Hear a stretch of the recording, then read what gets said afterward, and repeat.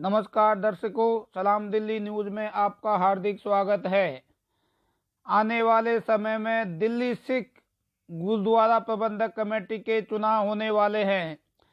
इन चुनावों को देखते हुए वार्ड 10 निहाल विहार चंदर विहार में एक मीटिंग स्वर्ण सिंह बरार के नेतृत्व में आयोजित की गई।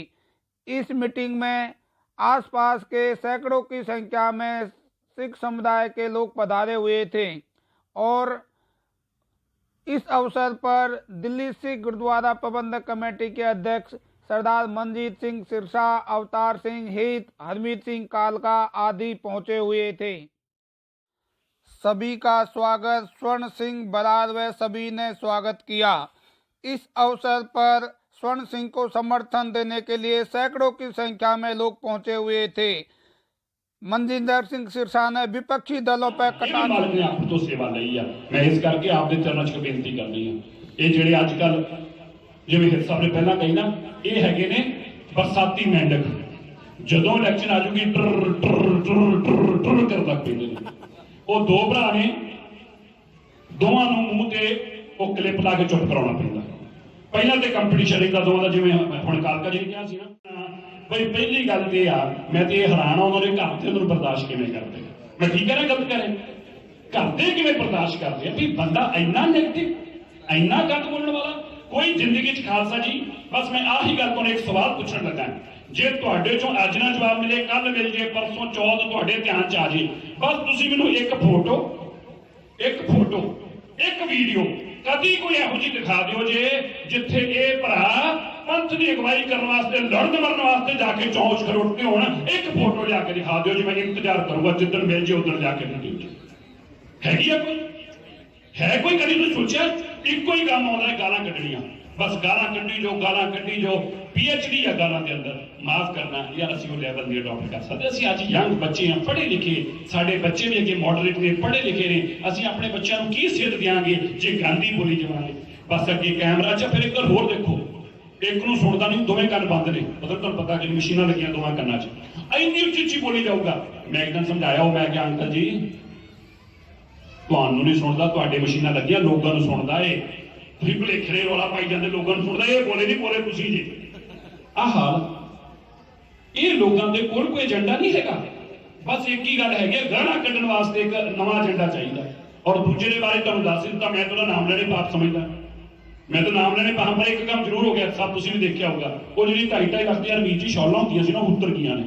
वो वेखिया अजकल 2.5 लाख दी शॉलां किने पाउंदा, वो नहीं पाउंदा सीगा, वो गुरुद्वारे दी गोलक दियां सीगियां। देखिया अजकल इधर झोने वाला पिंड पता ना तुहानूं की भला दसो। हाँ, झोने वाला पिंड पराली तो बचाया जाता है, शॉलां उतर गया, समझ आ गया, गोलक नहीं रही, हुण शॉलां भी चली गई। ये लोग केवल और केवल कौम का मजाक बनाया है।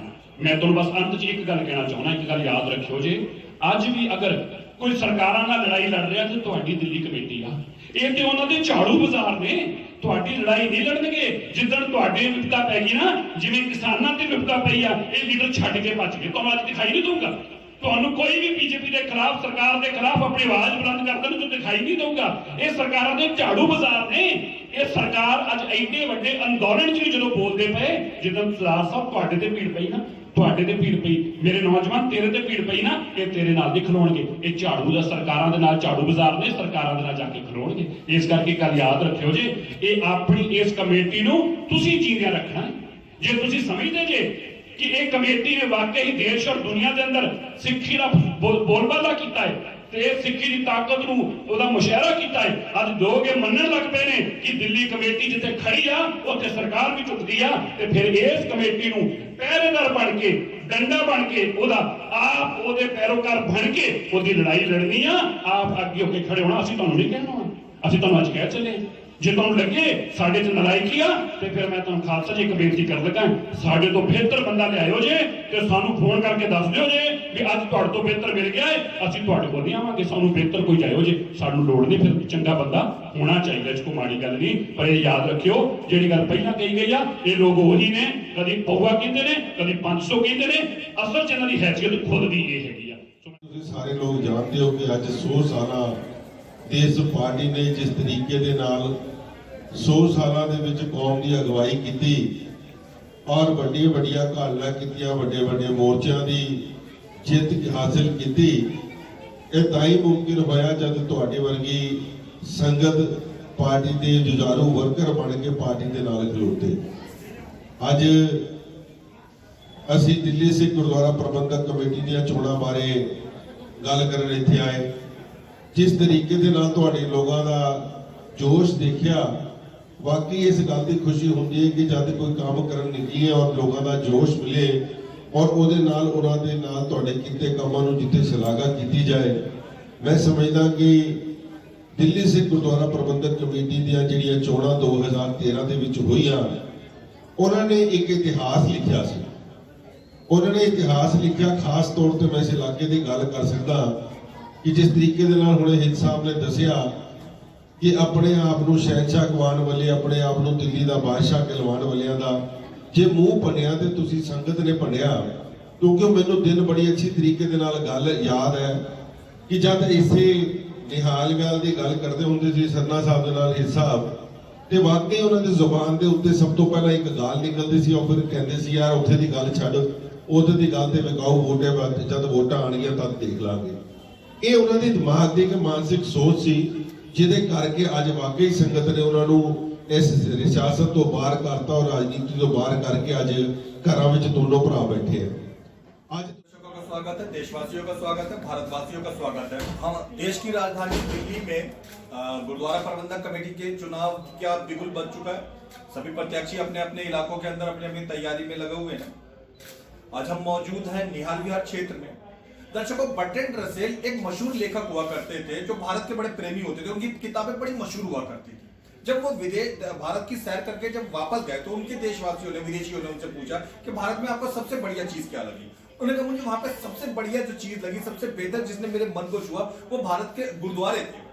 दूसरे वक्ता ने पूछा जी गुरुद्वारों से भी ज्यादा बढ़िया चीज क्या लगी, तो उन्होंने कहा गुरुद्वारों से भी बढ़िया मुझे चीज लगी वहां गुरुद्वारों में काम करने वाले लोग, गुरुद्वारों के लिए काम करने वाले लोग, गुरुद्वारा को बहुत बेहतर बनाने वाले लोग। क्योंकि गुरुद्वारे मुझे इसलिए अच्छे लगे, वहां के इंसानों ने उन्हें अच्छे बना रखा था। सवर्ण सिंह जी, सवर्ण वो इंसान है जो गुरुद्वारों को बहुत बेहतर बनाने का ही प्रण लेकर चले हुए हैं। आइए हम उन्हीं से बात करते हैं। सवर्ण जी, ताजा खबर दर्शक, आपने शुरुआत में हमें पता चला कैसे करी और निहाल विहार में आप प्रधान जी भी हैं, कुछ अपने काम और अपने विषय में बताइए। सर मैं 2000 तकरीबन 7 में आया था। जी जी निहाल विहार जी जी। सबसे पहले आरडब्ल्यू का इलेक्शन लड़ा था। जी जी। आरडब्ल्यू इलेक्शन में प्रधान बना था।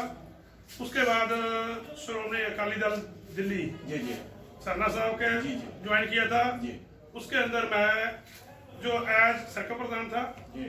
उसके बाद श्रोमणी अकाली दल में जी जी पिछले साल में इलेक्शन में दौरान में इस इलाके का जो है मेंबर की टिकट दी गई श्रोमणी अकाली दल की तरफ से। अच्छा। और जनता के जो मतलब समर्थन से ये टिकट फतेह की है, दिया साथ दिया, टिकट फतेह हुई है। एज ए मेंबर हूँ। उसको पहले बारी जिले का जो बीजेपी का सिख प्रकोष्ठ का अध्यक्ष था और इसके बारे में बाकी संगत। ये निहाल विहार में जो आप प्रधान जी रहे तो वहाँ पे क्या क्या काम करने के मौके मिले? आप लोग कई नालियां गलियां जो सीवत है मेन वही उन्हीं के काम करवाना था होता है। जी जी। एक प्रधान के अंदर में अपने हाथ में तो कुछ होता नहीं है, उन्हें तो करवाना होता है हाथ जोड़ के किसी से। सवर्ण जी, चुनाव जीत जाते हैं तो उसके बाद आप गुरुद्वारे के लिए क्या क्या करने का इरादा रखते हैं? प्रबंधन समिति के लिए क्या क्या प्रबंध करने का, मैनेज को क्या करने का इरादा रखते हैं? मेरा इलाका जो है बहुत कितनी सिखों का इलाका है जी। आमतौर पे लोग गरीब इलाका कहते हैं, मैं गरीब नहीं कहता, कितनी सिखों का इलाका है। अच्छा। सवेरे खा के चंदन हाँ जी शाम को खाने वाले हैं। इन बच्चों के लिए सबसे बड़ी जो समस्या है वो एजुकेशन है। अच्छा अच्छा। जो सबसे बड़ी एजुकेशन है, किसी भी पंथ को, किसी भी अपना पार्टी को किसी भी तरीके को तोड़ने के लिए एजुकेशन जरूरी है, सबसे ज्यादा जरूरी। तो एजुकेशन के लिए हम लगे हुए हैं स्कूल के लिए। मेरा तकरीबन 4 साल के अंदर इस स्कूल के अंदर कोई भी ऐसा वर्कर, कोई पैन भरा इस करके नहीं होएगा कि स्कूल से बच्चा उसे पैसा करके नहीं पढ़ रहा होगा। आप जिहदी मदद हो नहीं सकती, तरीके नहीं हो सकती, अपनी जेब चो कर सकते हैं। मैं कोशिश मेरी है कि सब तो ज़्यादा इलाके दे विच एजुकेशन के तरफों हमारा इलाका बढ़े। जो कि धर्म के बंदे, किसी भी पंथ के बंदे ने वो पढ़े लिखे होंगे तो अगे बहुत अच्छे तरीके से चला पाएंगे।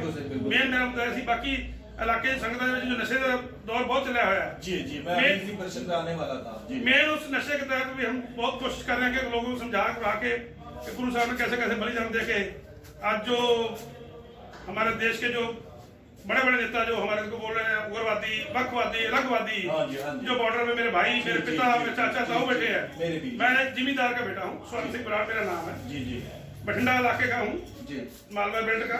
मेरे सारे रिश्तेदार जो बॉर्डर पे बैठे हैं, जी। बहुत दुख होता है। मैं बीजेपी सिख प्रकोष्ठ का अध्यक्ष था, जी जी लेकिन बहुत दुख होगा। हंसराज हंस जी को हमने जिताया, मेन पीछे से बीजेपी के मतलब मोदी जी भी बने, पर सामने अच्छा था कि लगेगा कुछ, जी। क्योंकि इसके पंजाबी भाषा में कहते हैं कि जिसका कोई पीछे नहीं होता ना, वो कुछ देश के लिए कर जाता है। जी जी और इस प्रधानमंत्री ने आके मतलब जो किया सिखों के साथ, बाकी सारे जिम्मेदारों के साथ, किसान चाहे वो मध्य प्रदेश है, चाहे यूपी है, चाहे बिहार है, चाहे किसान राजस्थान किसान है साहब, किसान है। है। लेकिन जो आज की डेट में इन्होंने जो मुद्दा उठाया है कि अतवादी, वक्फवादी, अलगवादी, बहुत इससे बहुत हुआ है। शर्मनाक, बहुत बुरी बातों में से। और आई जी क्या वहाँ पश्चिम बंगाल में अभी एक सिख के साथ धक्का होने की कोई बात आई। जी सबसे पहले हमारे जो प्रधान महेंद्र सिंह सिरसा जी जी। वहां पहुंचे, हमारी जो ब्रिगेड पहुंची। सबसे ज्यादा जब कोरोना के अंदर लोड़ पड़ी, उस समय भी साढ़े जो प्रधानमंत्री जी को अच्छा मुंह तो अपने मुखाबंद तो कहना पिया कि बहुत धाकड़ कौम है, इन्हें बहुत सेवा करी है। पर अज की डेट च वही धाकड़ कौम उग्रवादी, वक्फवादी, अलगवादी नजर आने लगी। ਅੱਜ जो गुरुद्वारे ਦੇ ਵਿੱਚ ਰਾਤ ਨੂੰ 1 ਵਜੇ ਤੋਂ ਬਾਅਦ जो कर्फ्यू लगा दिता गया, उस दिन 12 बजे तो बाद 11 बजे तो बाद। क्यों? सिख किसी बंगला साहब जो पंजाब के बॉर्डर पे बैठे हैं, कितने बंगला साहब के बहाने संसद तक ना पहुंच जाए, क्योंकि नवे साल के दिन रोक पाएंगे नहीं। सबकी इच्छा होती है कि मैं चलो दिल्ली में आया हूँ तो दो ऐतिहासिक जगह के दर्शन करूँ, बिल्कुल सही। वो एक मेन रोक थी। तो इलाके के लिए पढ़े लिखे एजुकेटेड की जरूरत है। मेन नशे से राहत हो और पढ़ाई हो। बाकी तो देखो जितने लाभ देने हैं, लिफाफे चुनावी लिफाफे हो, मैं नहीं दूंगा। मैं तो सिर्फ अपने इलाके के लिए, एजुकेशन के लिए, और जो मेरे सबसे भगवान ने मेरे पास दिया हुआ है, इन लोगों को जो हमारे इलाके के लोगों को है, चाहे वो किसी भी पार्टी के हो, मैं नाम लाया हुआ हूँ, वो फटकार देते थे छोटे छोटे पैसे में, गरीब कह के छाड़ते, वो यदि में डालते थे। लेकिन हमने उस रेस से लेके चाहे छोटे से बड़ा, बड़े से छोटा, जो भगवान ने मेरे पास दिया हुआ एक मान सम्मान है, मैं उनको मान सम्मान अपने हृदय से देता हूँ। मेरे पास और कुछ नहीं है। बाकी मैं किसी अपने बारे में कुछ नहीं कहूंगा। अपने बारे में पब्लिक जानेगी तो आप उनसे जान सकते हो। मैं तो जितना सारा मैं एक पर्सनल क्वेश्चन पूछना चाहूंगा। मैं खुद सिख कौम के लोगों का बड़ा आदर करता हूं, मैं उन्हें बहुत पसंद करता हूं, लेकिन पिछले 12-13 साल से देखा जा रहा है कि सिख नवयुवकों के अंदर पिछले कुछ समय से मदिरापान का, शराब की नशाखोरी का दौर थोड़ा ज्यादा होता जा रहा है। इसके लिए आप सरकार ने जो जगह जगह ठेके खोल दिए उसको दोषी मानते हैं, या शिक्षा में कमी आ जाने को दोषी मानते हैं, या जगह जगह जो अवैध शराब मिलने लगी है उसको दोषी मानते हैं? देखो जी, सच्चाई तो है कि जो पुलिस की मिली भुगत, सरकारों की मिली भुगत से जी। जो ढील दी जाती है, नशे लगाने वाले वही हैं जी। बाकी जो नशे वाली बात है, ये उतनी है नहीं जितनी मीडिया की वजह से पार्टियों ने अपने प्रचार में बना दी थी। जी, जी। आज वही पंजाब का जो शेर कहते निछड़ी है, बॉर्डर तक सब को हला के रख दिया, कहाँ निछड़ी है? वही बॉर्डर तो है, तो वही बिल्कुल ठीक, वही निछड़ी है ना। हाँ जी, हाँ जी, ये इसलिए ये मीडिया का कुछ दबाव के अंदर जो चैनल खरीदे हुए सरकार के हैं, उनके वजह से, और सरकार के जो चाहे पार्टी कोई भी आ जाए, एक दूसरे पे रोप है। ऐसा कुछ नहीं है। मैं भी अब मालवा बेल्ट का पंजाब से रिलेटेड हूँ, कोई ऐसा काम नहीं है जो कहो निशाड़ी निशाड़ी। हाँ, ये तो हर आते ही हैं। और लगाने वाला कौन होता है? अंग्रेज आए थे, चाय लगा के थे। हाँ हाँ जी, हाँ जी। अंग्रेज आए थे, चाय लगा के थे पहले। अब ये सारा कुछ लगा रहे हैं। आज जियो का सिम फ्री कर दिया, क्यों करवा दिया फ्री? रोका नहीं गया, रोकना चाहिए था। क्यों फ्री है? अब केजरीवाल साहब ने बसें फ्री कर दीजिए, मेट्रो फ्री कर दीजिए। भाई जिसके लिए जरूरत है उसके लिए फ्री करना। जो 50,000 30,000 नौकरी ले रहा है, लाख रुपए की नौकरी कर रहा है, उसके लिए फ्री क्यों कर रही है? तो क्रेडिट बना किसी का कार्ड बना के गरीब की परिभाषा रख दे फिर कि इसको लिए फ्री है, उसका कोई कार्ड बने किस तरीके से। अब वो पैसा जो वेस्ट हो रहा है, मतलब जहां लगना चाहिए था गरीब को नहीं पहुंचता, गरीब तक को पैसा नहीं पहुंच रहा। सबसे ज्यादा धक्का जो हो रहा है वो सिखों के ऊपर। पहले इन्होंने मुसलमानों से धक्का किया, अब वो सोचा था कि सिखों के ऊपर धक्का करेंगे, पंजाब के साथ धक्का करेंगे, जो अडानी अंबानी के साथ कॉन्टेक्ट हुए उसके अंदर। लेकिन पंजाब एक है तो जब चाहे देर से खड़ा हुआ है, मैं फिर कहूँगा देर से खड़ा हुआ, और उसने मोदी सरकार की, चाहे मैं उस पार्टी का बाहरी जिले का अध्यक्ष भी रह चुका था, पर आज मैं किसानों के साथ हूँ, पार्टी के साथ नहीं। बहुत बढ़िया, बहुत बढ़िया। अच्छा, थोड़ा हट के पूछना चाहूंगा, गुरुद्वारा नानक पियाऊ के अंदर अभी हाल ही में एक बहुत कम कीमत के अंदर मेडिसिन फार्मेसी शुरू करी गई है, मतलब बहुत कम दाम पे वहां पे दवाई मिलेगी। और चंदन विहार थोड़े से कमजोर, आर्थिक रूप से कमजोर लोगों का इलाका है, यहाँ भी ऐसी किसी परियोजना की जरूरत महसूस होती है? आपको लगता है कि पार्टी प्रधान महेंद्र सिंह सिरसा जी, हरमीत सिंह कालका जी, आज जो सारे प्रचार आ रहे हैं, मैंने मीटिंग इसीलिए रखी है इलाके में ताकि उनका आके उनको आगे वेलकम करके उनको यही डिमांड रखने की हमारी इच्छा है।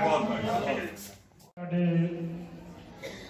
ਪਾਰਟੀ ਦੇ ਸਰਪ੍ਰਸਤ ਜੋ ਦਿੱਲੀ ਦੇ ਬਾਬਾ ਬੋੜ ਅਵਤਾਰ ਸਿੰਘ ਜੀ ਹੈਤਰ, ਮਨਜਿੰਦਰ ਸਿੰਘ ਜੀ ਸਿਰਸਾ, ਜੋ ਨੌਜਵਾਨਾਂ ਦੇ ਦਿਲਾਂ ਦੀ ਧੜਕਣ ਨੇ, ਮਨਜਿੰਦਰ ਸਿੰਘ ਸਿਰਸਾ ਜੀ ਹਰ ਜਗ੍ਹਾ ਤੇ, ਹਰਮੀਤ ਸਿੰਘ ਜੀ ਕਾਲਕਾ, ਉਹ ਵੀ ਇੱਕ ਨੌਜਵਾਨ ਯੂਥ ਵਿੰਗ ਦੇ ਵਿੱਚੋਂ ਪੁਕਰਦੇ ਹੋਏ ਗਏ ਜੀ ਕਿ ਬਾਹਰ ਹਵਾਈ ਜਹਾਜ਼ ਦੇ ਉੱਤੇ ਤੇ ਆ ਕੇ ਪਾਰਟੀ ਪ੍ਰਧਾਨ ਬਣ ਗਏ।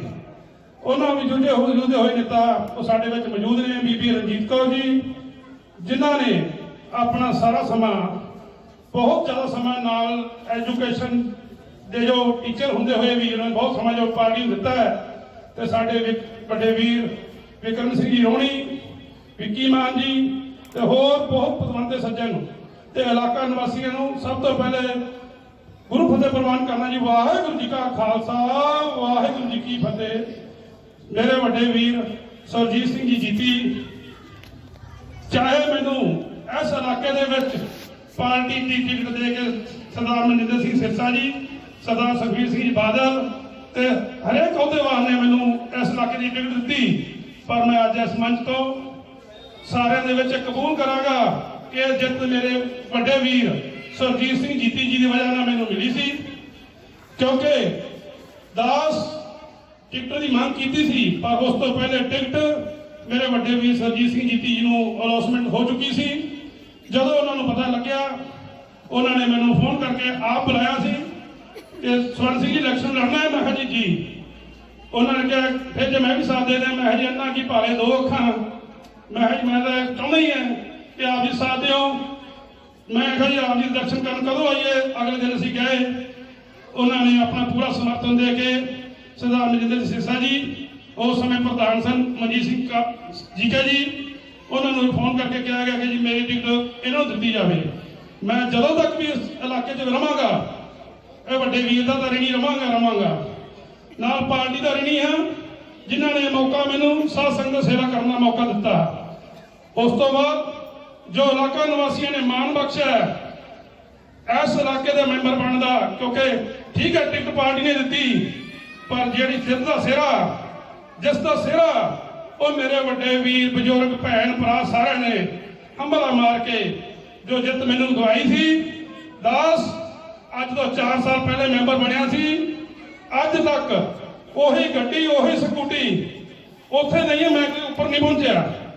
ਸਿਰਫ ਤੁਹਾਡੀ ਸ਼ਾਨ ਵਾਸਤੇ, ਜੇ ਕਿਤੇ ਵੱਡੇ ਭਰਾਵਾਂ ਨਾਲ ਮਾੜਾ ਮੋਟਾ ਗੁੱਸਾ ਗਿਲਾ ਵੀ ਹੋਇਆ ਹੈ, ਪਰ ਤੁਹਾਡੀ ਸ਼ਾਨ ਵਾਸਤੇ ਕਿ ਮੇਰੇ ਇਲਾਕੇ ਦੇ ਗਰੀਬਾਂ, ਜੋ ਇਲਾਕੇ ਦੇ ਵੋਟਰ ਨੇ, ਉਹਨਾਂ ਨੂੰ ਹਰ ਪਾਰਟੀ ਨੇ ਗਰੀਬ ਕਹਿ ਕੇ ਪੁਕਾਰਿਆ ਗਿਆ, ਤੇ ਮੈਂ ਤੁਹਾਡੇ ਵਾਸਤੇ ਲੜਾਂਗਾ, ਮਰਾਂਗਾ ਕਿ ਇਲਾਕੇ ਦੇ ਮੇਰੇ ਵੀਰ ਗਰੀਬ ਨਹੀਂ ਹੈ, ਕਿਰਤੀ ਸਿੱਖ ਜ਼ਰੂਰ ਨੇ, ਜਿਨ੍ਹਾਂ ਨੇ ਸਵੇਰੇ ਕਮਾਉਣਾ, ਸ਼ਾਮੀ ਖਾਣਾ ਜੇ। ਇਸ ਕਰਕੇ ਇਹਨਾਂ ਦੀ ਸ਼ਾਨ ਵਾਸਤੇ ਮੈਂ ਇਲੈਕਸ਼ਨ ਲੜਨ ਵਾਸਤੇ ਅੱਗੇ ਆਇਆ ਸੀ। ਅੱਜ ਵੀ ਇਹਨਾਂ ਦੇ ਇਲਾਕੇ ਦੀ ਸ਼ਾਨ ਵਾਸਤੇ, ਕਿਉਂਕਿ ਸਾਨੂੰ ਪੌਂਿਆਂ ਅਧਿਆਨਾਂ ਤੇ 500 ਰੁਪਏ ਨਾਲ ਫਟਕਾਰਿਆ ਜਾਂਦਾ ਸੀ, ਜਿਸ ਕਰਕੇ ਸਾਨੂੰ ਅੱਜ ਸਰਨਾ ਸਾਹਿਬ ਦੀ, ਮੈਨੂੰ ਇੱਥੇ ਸੌਰੀ ਮੈਂ क्षमा ਚਾਹਾਂਗਾ ਪਾਰਟੀ ਦੇ ਹੁੰਦਿਆਂ ਹੋਇਆਂ ਕਿ ਉਹਨਾਂ ਦਾ ਜ਼ਿਕਰ ਕਰਨਾ ਪੈ ਰਿਹਾ। ਸਾਡੇ ਇੱਥੇ TJB ਬਲਾਕ ਦੇ ਵਿੱਚ ਇੱਕ ਲੜਾਈ ਹੋਈ, ਉਹਦੇ ਵਿੱਚ ਸਰਨਾ ਸਾਹਿਬ ਦੇ ਕਾਲਕਾ ਸਾਹਿਬ ਵੀ ਪਾਰਟੀ ਜੁਆਇਨ ਸੀ। ਸਾਨੂੰ ਕਹਿੰਦੇ ਜੀ ਦੇਖ ਲਾਂਗੇ, ਮੈਂ ਤੁਸੀਂ ਕਰੋ। ਲੜਾਈ ਹੋਈ, ਘੱਟੋ ਘੱਟ 12-13 ਬੰਦਿਆਂ ਦੇ ਕੇਸ ਚੱਲੇ। ਜਦੋਂ ਉਹਨਾਂ ਨੂੰ ਕੋਲੇ ਅਸੀਂ ਪਾਰਟੀ ਪ੍ਰਧਾਨ ਹੋਣ ਦੇ ਨਾਤੇ ਗਏ ਤੇ ਕਹਿੰਦੇ ਜੀ ਫਲਾਣੇ ਵਕੀਲ ਕੋਲੇ ਚਲੇ ਜਾਓ ਕਰੋਲ ਬਾਗ। ਦਾਸ ਨੇ ਉਹਨਾਂ ਦੇ ਗ੍ਰਹਿ ਵਿਖੇ ਉਸੇ ਦਿਨ ਉਸੇ ਹਾਲ ਦੇ ਵਿੱਚ ਮੈਂ ਕਿਹਾ ਜੀ ਸਾਧ ਸੰਗਤ ਜੀ, ਸਰਨਾ ਸਾਹਿਬ ਤੁਹਾਡੇ ਦਰਵਾਜ਼ੇ ਤੇ ਪੈਸੇ ਕਰਕੇ ਨਹੀਂ ਆਏ, ਪੈਸੇ ਜੋ ਉਸ ਕਾਰਪੋਰੇਟ ਨੇ ਸਾਨੂੰ ਦਿੱਤੇ ਨੇ ਉਹ ਅਸੀਂ ਛਾਤੀ ਤੇ ਰੱਖ ਕੇ ਨਹੀਂ ਲਿਜਾਣੇ। ਤੁਸੀਂ ਪਾਰਟੀ ਪ੍ਰਧਾਨ ਹੋ, ਅਸੀਂ ਤੁਹਾਡੇ ਕੋਲ ਆਸ ਰੱਖ ਕੇ ਆਏ ਸੀ ਕਿ ਸਾਡੇ ਸਿੱਖਾਂ ਦੇ ਵਿੱਚ ਕੋਈ ਵਿਤਕਰੇ ਦੇ ਕਾਰਨ ਸਾਡੇ ਦਿਲਾਂ 'ਚ ਤ੍ਰਿੜਾਂ ਆ ਗਈਆਂ। ਤੁਸੀਂ ਪਾਰਟੀ ਪ੍ਰਧਾਨ ਹੁੰਦੇ ਹੋਏ ਦਿੱਲੀ ਦੇ ਸਿੱਖਾਂ ਦੀ ਨੁਮਾਇੰਦਗੀ ਕਰਦੇ ਹੋ, ਤੁਸੀਂ ਉਹਨਾਂ ਨੂੰ ਮਨਾਉਂਦੇ ਬਿਠਾਉਂਦੇ, ਸਾਡੀਆਂ ਗਲਤੀਆਂ ਸਾਨੂੰ ਦਿਖਾਉਂਦੇ ਜਾਂ ਉਹਨਾਂ ਦੀ ਗਲਤੀ ਉਹਨਾਂ ਨੂੰ ਦਿਖਾਉਂਦੇ। ਤੁਹਾਡਾ ਫਰਜ਼ ਵਕੀਲਾਂ ਤੱਕ ਨਹੀਂ ਹੈ, ਕਿਉਂਕਿ ਅਗਲੀ ਪਾਰਟੀ ਵੀ ਗੁਰਲਾਲ ਸਿੰਘ ਕਾਹਲੋਂ ਸੀਗੇ, ਉਦੋਂ ਸਿੱਧਾ ਸਾਹਿਬ ਵੀ ਨਾਲ ਹੀ ਸੀ, ਉਧਰ ਸੀ ਪਾਰਟੀਆਂ। ਅਸੀਂ ਅਗਾ ਪਾਰਟੀਆਂ ਦੇ ਚੱਕਰ 'ਚ ਦੋ ਸਾਨਾਂ ਦੇ ਪੇਟ ਦੇ ਵਿੱਚ ਝਾੜਾਂ ਦਾ ਨਾਸ ਹੁੰਦਾ, ਨਾ ਸਾਡੇ ਇਲਾਕੇ ਦਾ ਹੋਣਾ। ਚਾਹੇ ਮੇਰਾ ਭਰਾ ਬੰਦ ਹੋਵੇ, ਚਾਹੇ ਮੈਂ ਬੰਦ ਹੋਵਾਂ, ਚਾਹੇ ਸਾਡੀ ਭਰਜਾਈ ਨੂੰ ਦਿੱਕਤ ਆਵੇ, ਅਸੀਂ ਉਹ ਜਿਹੀ ਦਿੱਕਤਾਂ ਨਹੀਂ ਆਉਣ ਦੇਣੀਆਂ। ਪਲੀਜ਼ ਇਹਨਾਂ ਨੂੰ ਕਹਿੰਦੇ ਹੋਏ ਉਹ ਰਾਜੀਨਾਮਾ ਵੀ ਕਰਵਾਇਆ, ਸਭ ਕੁਝ ਹੋਇਆ। ਸਿੱਧਾ ਸਾਹਿਬ, ਕਾਲਕਾ ਸਾਹਿਬ, ਸਾਡੇ ਜੋ ਇਲਾਕੇ ਨੇ, ਮੈਂ ਕਿਤੇ ਕਹਿੰਦਾ ਕਿਤੇ ਰਹਿ ਨਾ ਜਾਵਾਂ, ਕਿਉਂਕਿ ਭਾਸ਼ਣ ਦੇਣ ਦਾ ਜ਼ਿਆਦਾ ਮੈਨੂੰ ਤਜਰਬਾ ਨਹੀਂ ਹੈ। ਸਾਡੇ ਇਲਾਕੇ ਲਈ ਟਿਕਟ ਚਾਹੇ ਮੈਨੂੰ ਦਿਓ ਜਾਂ ਨਾ ਦਿਓ, ਸਾਡੇ ਇਲਾਕੇ ਲਈ ਜੋ ਐਜੂਕੇਸ਼ਨ ਦਾ ਏਰੀਆ, ਸਾਡੇ ਕੋਲ ਫੰਡ ਪਿਆ ਸੀ, ਆ ਕਰੋਨਾ ਦੀ ਬਿਮਾਰੀ ਨੇ ਸਾਡਾ ਫੰਡ ਖਾ ਲਿਆ ਜੇ, ਕਿਉਂਕਿ ਟੀਚਰਾਂ ਦੀ ਸੈਲਰੀਆਂ ਸਾਨੂੰ ਦੇਣੀਆਂ ਪਈਆਂ। ਜੇ ਸਾਡੇ ਵਾਸਤੇ ਕੁਝ ਕਰਨਾ ਹੈ, ਜੇ ਮੈਂ ਸਾਧ ਸੰਗਤ ਵੱਲੋਂ ਕਹਿੰਦਾ ਕਰਨਾ ਹੈ, ਤਾਂ ਸਕੂਲ ਵਾਸਤੇ ਕੁਝ ਨਾ ਕੁਝ ਬੈਸਟ ਕਰ ਦਿਓ, ਜੋ ਕਰਨਾ ਬੈਸਟ ਕਰ ਦਿਓ। ਔਰ ਇਲਾਕੇ ਵਾਸਤੇ ਜੋ ਬੰਗਲਾ ਸਾਹਿਬ ਆਪਣੀਆਂ ਡਿਸਪੈਂਸਰੀਆਂ ਖੁਲਾਈਆਂ ਅਲੱਗ-ਅਲੱਗ ਦਵਾਈਆਂ ਵਾਸਤੇ, ਉਹ ਕਿਰਪਾ ਕਰਕੇ ਸਾਡੇ ਇਲਾਕੇ ਦੇ ਵਿੱਚ ਇੱਕ ਡਿਸਪੈਂਸਰੀ ਜ਼ਰੂਰ ਦੇ ਦਿੱਤੀ ਜਾਵੇ।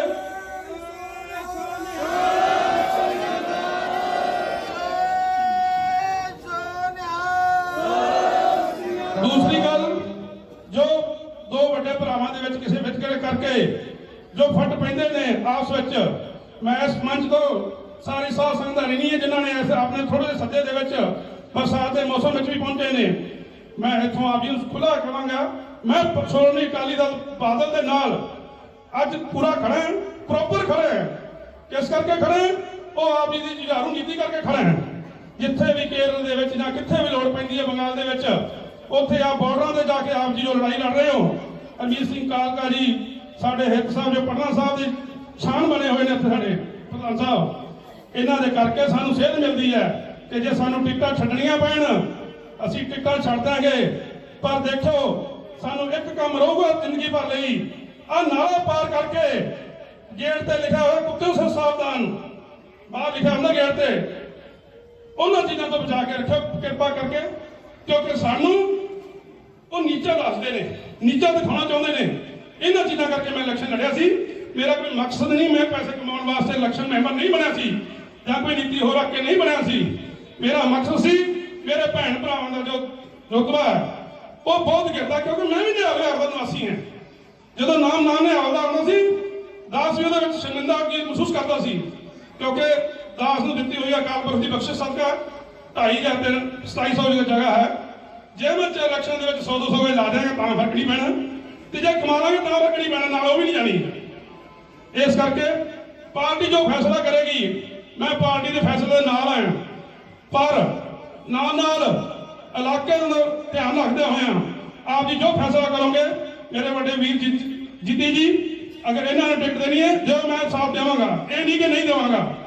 ਪਰ ਦੇਖੋ, ਮੇਰਾ ਫਰਜ਼ ਹੈ ਕਿ ਅਸੀਂ ਲੜਾਈ ਦੇ ਵਿੱਚ ਪਾਰਟੀ ਦਾ ਨੁਕਸਾਨ ਨਹੀਂ ਹੋਣਾ ਚਾਹੀਦਾ, ਕਿਉਂਕਿ ਨੁਕਸਾਨ ਪਾਰਟੀ ਦਾ ਹੋ ਰਿਹਾ। ਕਿਉਂਕਿ ਦੂਸਰੀ ਵਿਰੋਧੀ ਪਾਰਟੀਆਂ ਅੱਜ ਇਸ ਸਮੇਂ ਸਾਡੇ ਪੋਸਟਰਬਾਜ਼ੀਆਂ ਤੇ ਇਸ਼ਤਿਹਾਰਬਾਜ਼ੀਆਂ ਤੇ ਮਜ਼ਾਕ ਬਣਾ ਰੱਖਿਆ ਹੈ। ਅਗਰ ਅੱਜ ਪਾਰਟੀ ਅਨਾਉਂਸਮੈਂਟ ਕਰ ਦੇਗੀ, ਕਿਸੇ ਵਿਰੋਧੀ ਧਿਰ ਤੇ ਨਹੀਂ ਜਾਵਾਂਗਾ, ਕਿਸੇ ਵਿਰੋਧੀ ਦਾ ਝੰਡਾ ਨਹੀਂ ਚੁੱਕਾਂਗਾ, ਜੋ ਪਾਰਟੀ ਦਾ ਹੁਕਮ ਹੋਏਗਾ। ਪਰ ਮੈਂ ਇਹ ਵੀ ਕਹਾਂਗਾ ਕਿ ਇਸ ਨੂੰ ਜ਼ਿਆਦਾ ਲਮਕਾਉਣ ਨਾਲ ਸਾਡੀ ਪਾਰਟੀ ਦਾ ਨੁਕਸਾਨ ਹੀ ਹੋਣਾ, ਬੈਨੀਫਿਟ ਨਹੀਂ ਹੋਣਾ। ਇਹ ਆਪ ਜੀ ਧਿਆਨ 'ਚ ਰੱਖਦੇ ਹੋਏ ਬਸ ਇੰਨੀ ਕੀ ਮੰਗ ਰੱਖਦਾ ਦਾਸ ਸਾਧ ਸੰਗਤ ਜੀ, ਕੁਛ ਵੱਧ ਘੱਟ